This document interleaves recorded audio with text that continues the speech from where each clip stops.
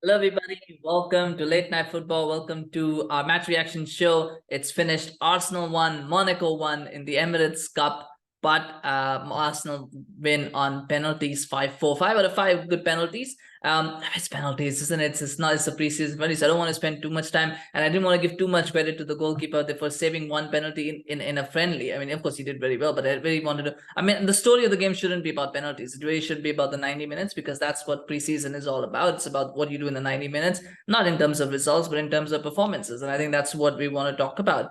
But I will say though that Minamino's penalty in the penalty shootout was an absolute it was horrific, and in many ways it was horrific because I mean we saw 9 really good penalties. 9 penalties were very well taken. There's some very good technique in it. Maybe at times Ramsdale was caught out on a couple of them, and I'm holding him to higher standard than the Monaco than Kohn because obviously he's playing for Arsenal. But the Minamino penalty was so bad. I mean, he's just trying to lash it. He's trying to lash it. There's no direction to it. He's not trying to go right, wide or left. He's just lashing it straight at the goalkeeper. Those don't go in. I mean, I don't know what he was thinking. I hope he never takes a penalty again, unless it's a shootout, and then he'd probably not be the first 5 to take them. But that wasn't a very good penalty. It was pretty bad.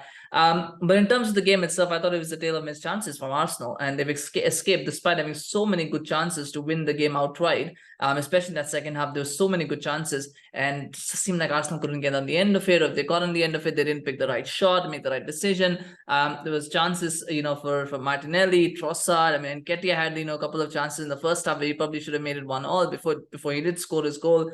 But that, to me, the concern, and again, this is preseason, results don't matter, but the performance is an issue. And the concern is, do Arsenal have a strike force that can win them the Premier League? That is the big question.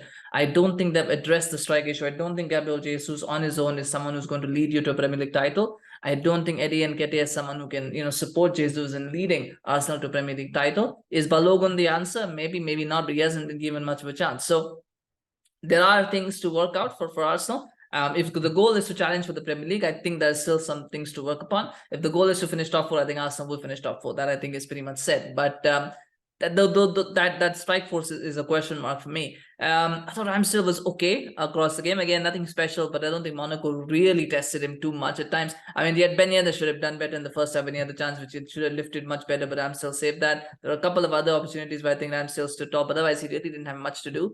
The goal from Monaco, that will be a disappointing one from Martinelli's perspective, because the way he lets Camara just run past him, I mean, I don't know what he's trying to do. Again, I know he's a winger, he's not defensive, he's not a defender, but in that position, it's lazy defending because he just runs towards and then just Camara just goes past him. He's like, oh, what? It's lazy defending from Martinelli. It is, and I hope Arteta sorts it out because that kind of defending is bad. But even when the cross comes in, Fofana shouldn't be getting his head onto that because there's so many players around him. Now, yes, they were caught out with the early ball. You could say that maybe Martinelli should have defended in the first place, but still, you can't lose to your marker like that, and everybody lost their marker, and that made it 1-0. And speaking of losing markers, I mean, Monaco's defending was shoddy as well for the Nketiah goal. Again, everybody loses Nketiah. Nobody's marking him. He has a simple tap in. It's one thing when a corner comes in and you get a header on target and it goes in. That's sometimes that's unstoppable. But when you get a corner, there's actually a person tapping it with the speed. That usually means that somebody's lost their mark or somebody has, not defended or not done their defensive duty. And in this case, that was the case where somebody had not done their defensive duty and Nketiah just stole in, ghosted in, and said, "Yeah, you go, thank you very much." And he puts the ball in the back of the net. He made it 1-1. And, at that point, I really thought Arsenal would have gone on to win the game in the second half. And they certainly had a lot of chances. For some reason, they just couldn't put it away. I mean, and that is some problem. The other thing about the game, which I was surprised, is that he played Partey and Rice together alongside Fabio Vieira. And I don't think you probably should have played Rice, Odegaard, and Havertz together. If that is going to be his first 3 midfielders, if that is going to be his midfield 3, he's got to play those 3 together to kind of get used to each other, because there's 2 new signings they've never played together at any level. So it's 3 players who've never played together, and you've got to try and get them to build that chemistry together. And so you've got to play those 3 together. Either one, that they will find a way to click, and then you've got something. Or on the other hand, what will happen, or what could happen, is that you figure out, well, this is not the midfield I want, and therefore you change that. Now, it could very well be the case that Arteta has decided that Havertz, Odegaard, and Rice cannot start together in my midfield 3, and therefore I'm not going to play them together. Therefore, I'm going to use Partey. But but then Odegaard didn't start either, and so that to me tells me that Arteta is still tinkering or still trying to give everyone minutes, which is not how you approach games like these at this point, at this stage of preseason. Now it's about getting your 11 right. You're starting, your fitness is built. It's now about getting the performances to click, getting the tactics to click. And so from that perspective, I feel it might be a missed opportunity. Maybe there's more to it. Maybe, you know, Odegaard and Havertz weren't fit enough to play 60 minutes. I don't know the answer. Maybe somebody can tell me in the chat, but I just want to strange that if that is your first choice midfield three, why are they not starting? That to me was a concern. I thought Fabio Vieira looked good in patches. We did play and he looked good in patches, but I did think he needs to improve his physicality though. I feel sometimes he gets bundled over the ball too easily. And he starts thinking about, I need a foul. I think that's sometimes his go-to default move is let me go down and get a foul. And that's not good. You know, the moment you have that kind of reputation, referees will not give you a foul. And I do feel he needs to bulk up a little bit physically, or at least, you know, look more, become more physical in his play, because at the moment it's just too easy to bundle him up the ball and he doesn't get a foul every time he goes down. So that's something, but he's got talent and he's got a good touch and he's obviously, you know, got some good passes about him. You know, and he's still learning the game, so that consistency will come with time. I think right now what he needs to probably, you know, that consistency will come. In the meantime, he needs to also add that physical side to his game, particularly if he's going to be a Premier League midfielder. You need that physical edge to your game, otherwise you won't succeed. So now is that Saliba was okay, but at times looked a bit ragged, maybe because he wasn't playing alongside Gabriel. That could be the case in the first half.